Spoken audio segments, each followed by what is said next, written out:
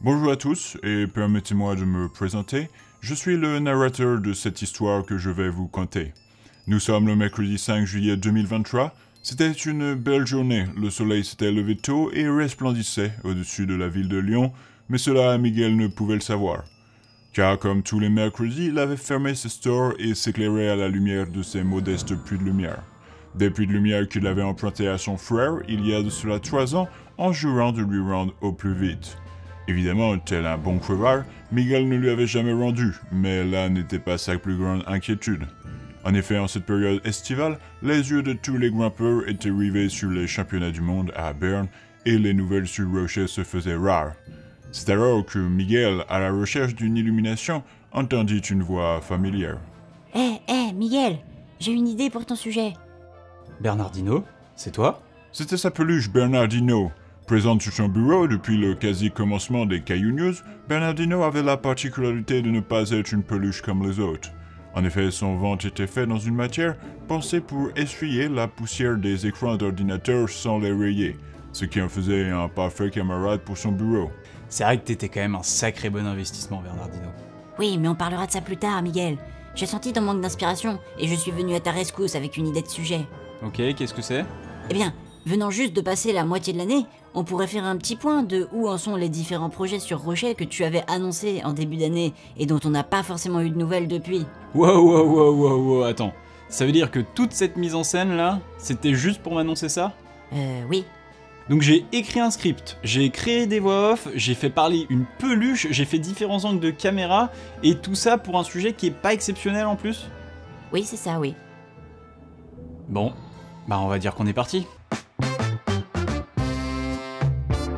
News numéro 1, vous l'avez compris, nous venons de franchir la barre de la moitié de l'année. Une année déjà bien chargée côté escalade en falaise avec la libération de 2 9B+, complètement inattendus, Sleeping Lion par Chris Sharma ainsi que Merojendo la Samfaina par l'espagnol Jorge Diaz-Rullo, et évidemment la fin du feuilleton Excalibur par Stefano Ghisolfi. On a également eu la répétition de Bibliographie par Seb Boin il y a un peu plus d'1 mois maintenant, mais dans ma petite revue de début d'année, on parlait aussi de 2 autres gros projets potentiels, futur 9C mondial, Project Big à Flatanger en Norvège, travaillé par le tchèque Adam Ondra et l'autrichien Jakob Schubert, mais aussi Café Columbia à Margalef en Espagne, travaillé par le déjà cité Jorge Diaz-Rullo.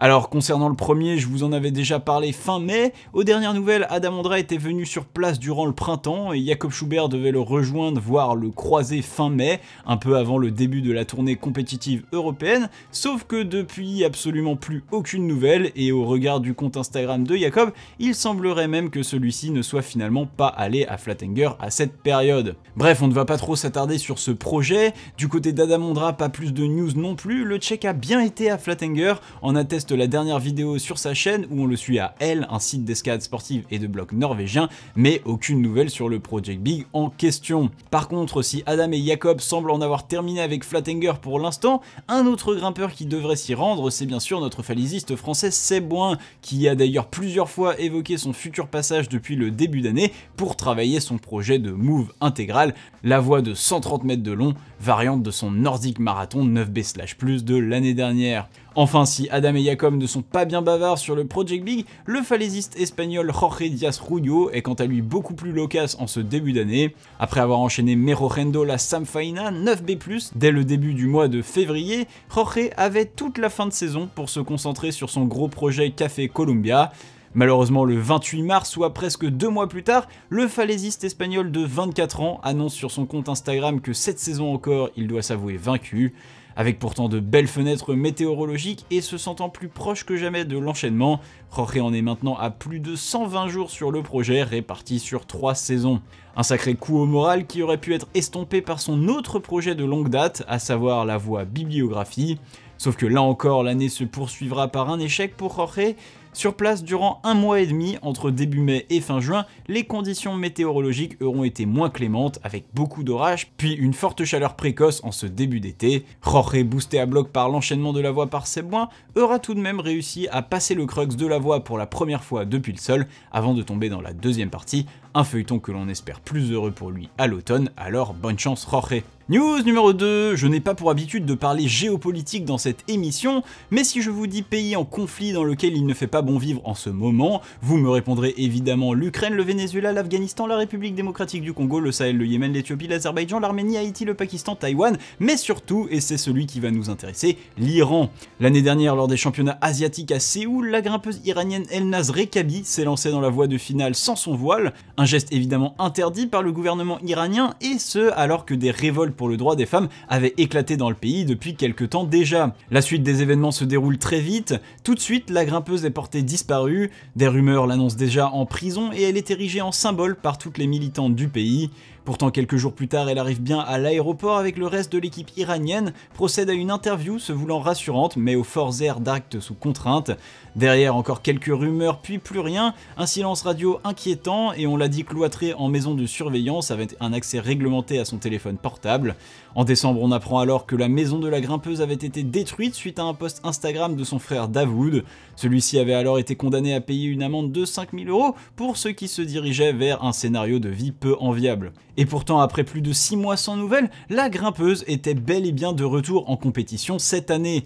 Un retour sur l'étape de bloc de Brixen il y a un peu plus de 3 semaines et dans la plus grande discrétion en atteste le peu d'articles sur le sujet. Selon le média Iran Wire, Elnaz n'aurait d'ailleurs pu se déplacer en Italie qu'en échange de conditions strictes, soit notamment une garantie financière l'obligeant à rentrer au pays. Derrière, elle participe aussi à l'étape d'Innsbruck où elle termine à une respectable 23e place dans l'anonymat le plus total, mais a tout de même accordé une interview au site de référence 8a.nu.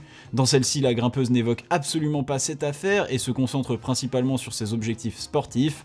On apprend tout de même qu'elle paye de sa propre poche sa participation et ses déplacements aux compétitions grâce à ses revenus en tant que coach sportif et ne sait pas si elle pourrait participer au championnat du monde de Berne, évoquant des process compliqués pour obtenir un visa. Enfin, elle déclare également que le comité national olympique iranien aurait promis de la soutenir après son retour au pays à la suite de l'étape de Villars.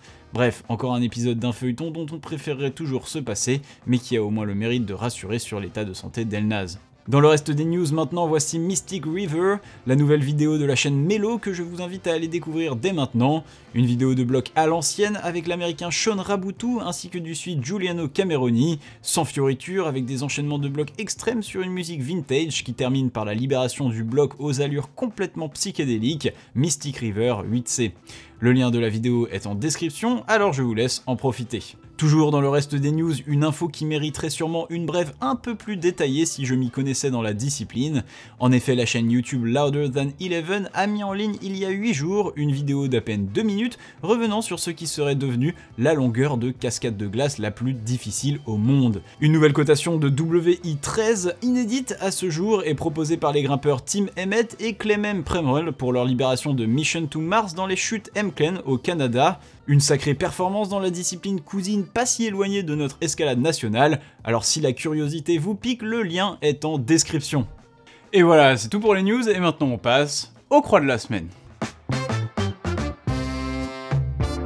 Et on commence la semaine au pays du soleil levant sur le secteur de Shobara pour la répétition de Birth of the Cool, 8B+ bloc par Akira Waku. Un travail de longue haleine débuté en 2021 avec plus de 40 jours de travail sur 2 ans pour réussir à lier 7 moves dans le 8A+/B avant d'enchaîner avec 40 bas, un bloc côté 8B. Et si cette cotation de 8B+ est légèrement en dessous de la limite théorique des croix de la semaine qui est de 8C pour les hommes, eh bien c'est parce que Akira Waku a 52 ans, ce que je trouve assez exceptionnel. C'est donc après une petite perte de poids et un bon affûtage que tout s'est mis en place et que le grimpeur de 52 ans a pu venir à bout de la ligne. Il s'attaque maintenant à la version améliorée du bloc Nexus 8C+, proposée par le maître des lieux Ryuichi Murai, et nous on lui souhaite bon courage. Et justement, quand on parle du loup, c'est en Afrique du Sud que Ryuichi Murai enchaîne Monkey Wedding, 8C bloc, un trip prolifique avec 2 8B+, et un 8C en 6 jours, sans repos bien sûr, une belle revanche sur un essai 7 ans auparavant sans pouvoir passer le crux. Une croix qui vient confirmer ses réalisations au Japon, dont 3 First Ascent proposés 8B+.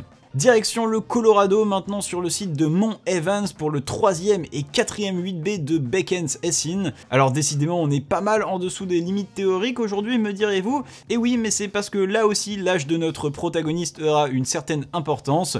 Du haut de ses 13 ans l'américain vient en effet d'enchaîner Evil Backwards et Carnage, l'homonyme du blog bien connu de Fontainebleau.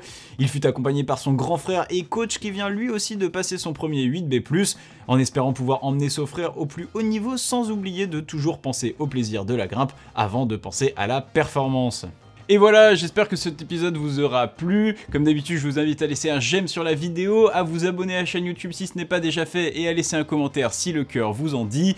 Ah, et je vous rappelle aussi qu'en cette fin de semaine, ce week-end exactement, je serai à l'étape de Coupe du Monde de difficulté de Chamonix.